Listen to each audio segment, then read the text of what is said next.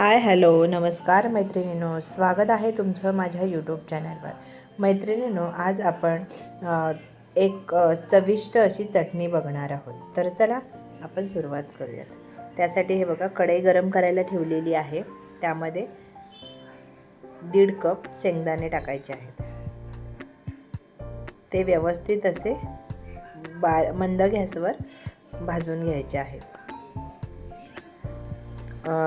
शेंगदाणे भाजते तोवर आपण हे बघा 1 वाटी खोबरं घेतलेलं आहे. ते असं बारीक कट करून घ्यायचं आहे. आणि इकडं बघा, तोवर थोडं मध्ये मध्ये हलवत जायचं आहे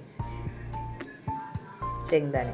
आता एका मिक्सरच्या भांड्यामध्ये हे बारीक केलेले तुकडे खोबऱ्याचे हे मिक्सरला लावून घ्यायचे आहेत. हे बघा, अशी बारीक करून घेतलेले आहेत. हे बघा, शेंगदाणे भाजून घ्यायचे आहेत. तर आपण इकडे हे करूया, 1 वाटी लसूण घेतलेले आहेत. 1 वाटी कढीपत्ता स्वच्छ धुवून वाळवून घेतलेला आहे. हे बघा, आता थोडे अजून भाजायचे आहेत. हे बघा, अजून व्यवस्थित असं टरफल त्याचं निघत नाही, तर अजून थोडे 1-2 ते 5 मिनटं भाजून घेऊ. आणि बारीक गॅसवर भाजलं की छान आतमधूनपर्यंत भाजलं जातं. हे बघा, आता भाजलेलं आहे. आता आपण एका परातीमध्ये काढून घेऊयात. आणि त्याच कढईमध्ये आपण आता कढीपत्ता टाकूया. हा स्वच्छ धुवून 1 दिवस असा वाळत ठेवलेला होता. आता अर्धा चमचा आपण तेल टाकायचं आहे आणि मस्तपैकी छान असं खरपूस भाजून घ्यायचं आहे. कुरकुरीत पानं होईपर्यंत हे भाजून घ्यायचं आहे. हे बघा, आता छान भाजले गेले आहेत. आता त्याच परातीमध्ये काढून घेऊयात.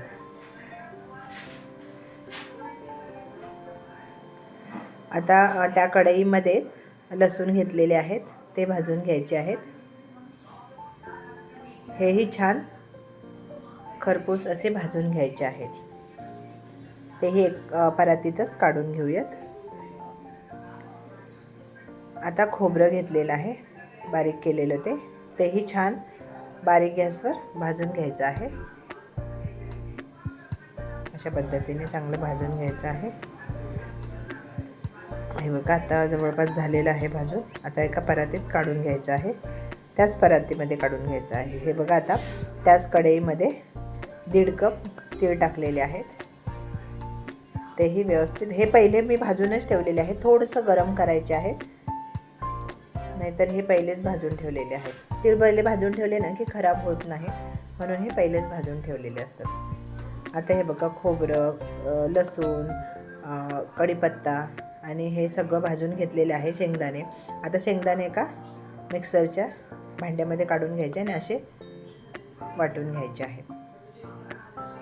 आता त्याच भांड्यामध्ये आपण कढीपत्ता पण वाटून घ्यायचा आहे. कढीपत्ता पण आपला वाटून झालेला आहे, तोही याच्यामध्ये काढून घ्यायचा आहे.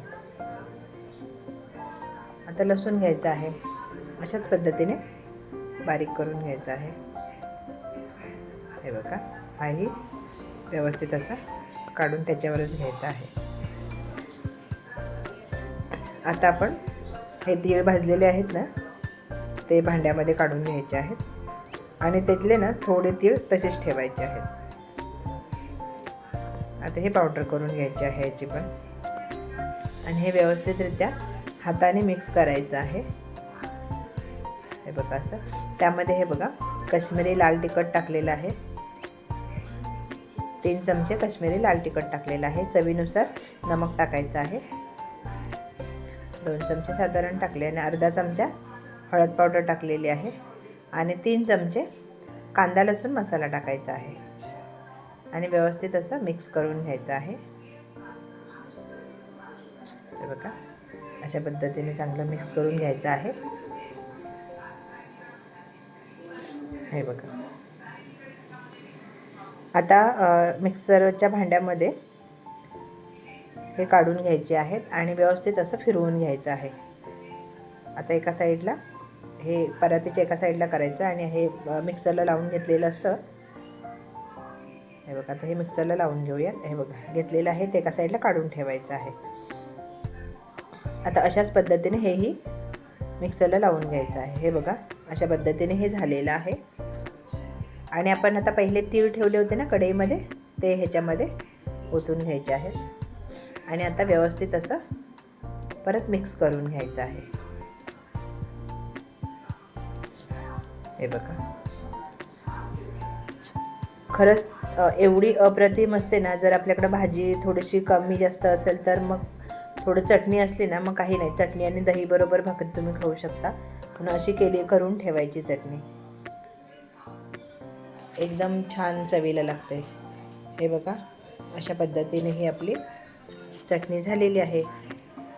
मैत्रिणींनो, जर माझे व्हिडिओ आवडत असेल तर लाईक करा, शेअर करा. चॅनलवर नवीन असाल तर चॅनलला सबस्क्राईब करा. चला तर वेळात वेळ काढून तुम्ही माझा व्हिडिओ पाहिल्याबद्दल मनापासून धन्यवाद. चला तर मग उद्या भेटू दुपारी ठीक 3 वाजता. तोवर धन्यवाद.